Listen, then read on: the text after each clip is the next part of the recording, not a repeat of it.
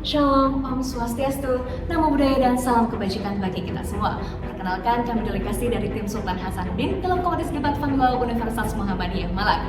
Saya Aulia Fahri Hakim selaku pembicara pertama yang akan menyampaikan latar belakang sekaligus menentukan mosi, Ridha Muhammad selaku pembicara kedua yang akan menyampaikan pembahasan dan isi, Faril Firdaus selaku pembicara ketiga yang akan menyampaikan solusi sekaligus menutup.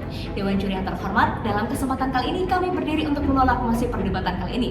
Latar belakang mosi kali ini lahir dari meningkatnya kekhawatiran terhadap praktik patriarki yang dalam beberapa kasus dinilai melahirkan ketimpangan dalam kehidupan berkeluarga.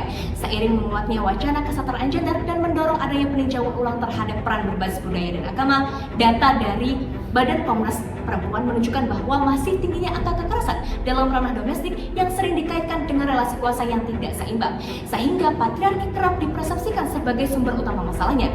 Namun, mosi kali ini menjadi problematis karena bersifat generalisatif, menyederhanakan persoalan seolah-olah nilai budaya dan agama menjadi penyebab utamanya. Padahal, sebagaimana dikemukakan oleh Clifford Geertz, bahwasanya budaya adalah sistem makna yang dinamis dan terus ditafsirkan, sehingga persoalan ini lebih tepat jika dipahami sebagai penyimpangan implementasi nilai, bukan karena kesalahan nilai itu sendiri. Secara filosofis, nilai budaya dan agama menjadi landasan normatif dalam kehidupan berkeluarga. Emil Durkheim menyatakan bahwasanya nilai dan norma berfungsi sebagai perekat yang menjaga keteraturan masyarakat. Dalam konteks keluarga, nilai ini hadir untuk meningkatkan keteraturan peran, bukan untuk menindas salah satu pihak. Maka yang perlu dikritisi adalah distorsi praktiknya, bukan pada nilai dasarnya.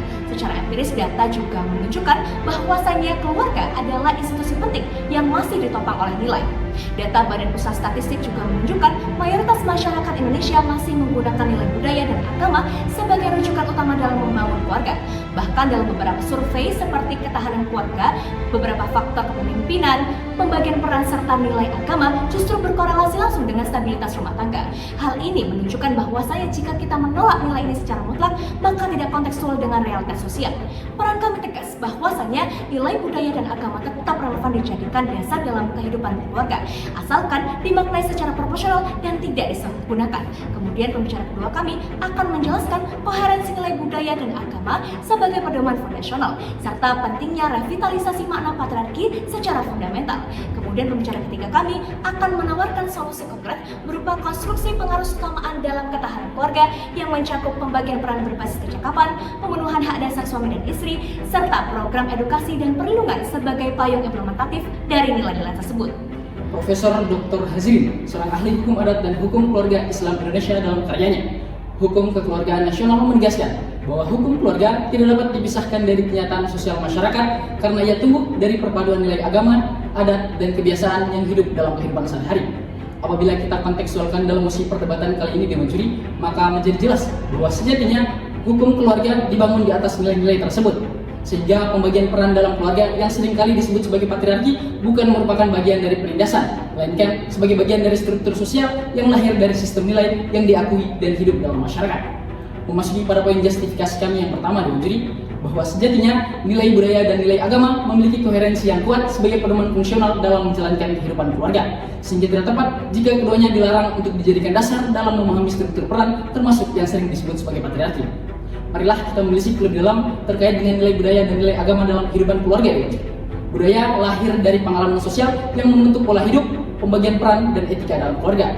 Sementara agama memberikan landasan moral dan spiritual seperti tanggung jawab nafkah, kewajiban melindungi, dan etika dalam relasi suami istri. Dalam kerangka ini, pembagian peran antara laki-laki dan perempuan tidak serta-merta dapat dipahami sebagai bentuk penindasan, melainkan sebagai bentuk keadilan fungsional berdasarkan kemampuan dan juga tanggung jawab masing-masing anggota keluarga. Laki-laki secara sosial lebih banyak dibebani peran dalam perlindungan dan mencari nafkah, sementara perempuan memiliki peran penting dalam pengasuhan dan pengelolaan rumah tangga.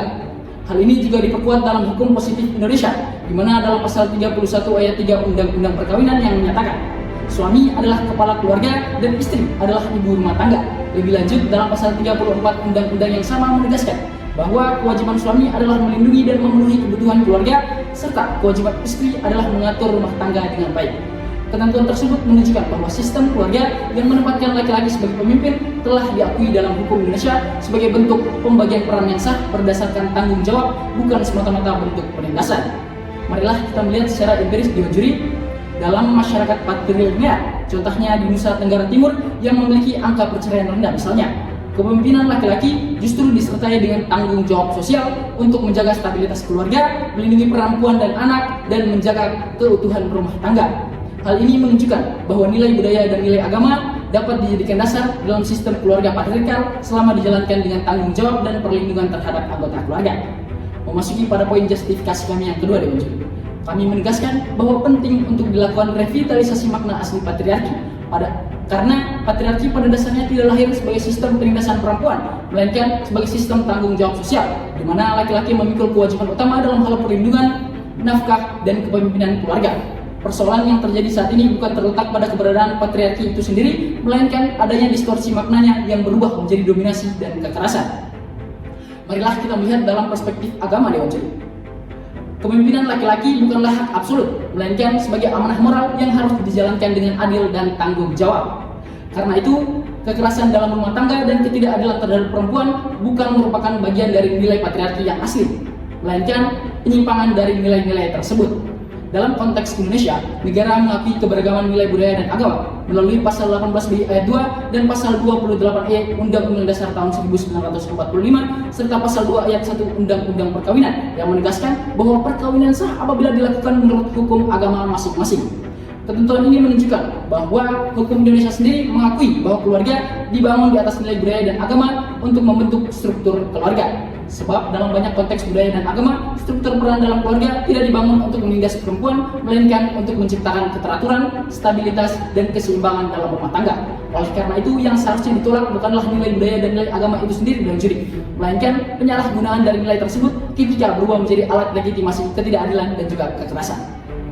Keluarga bukan sekedar unit sosial yang terbentuk dari ikatan biologis, melainkan ekosistem nilai diwariskan lintas generasi melalui dua arus fundamental, agama dan budaya. Keyakinan ini bukan sekedar asumsi normatif, ia memiliki akar akademis yang kokoh.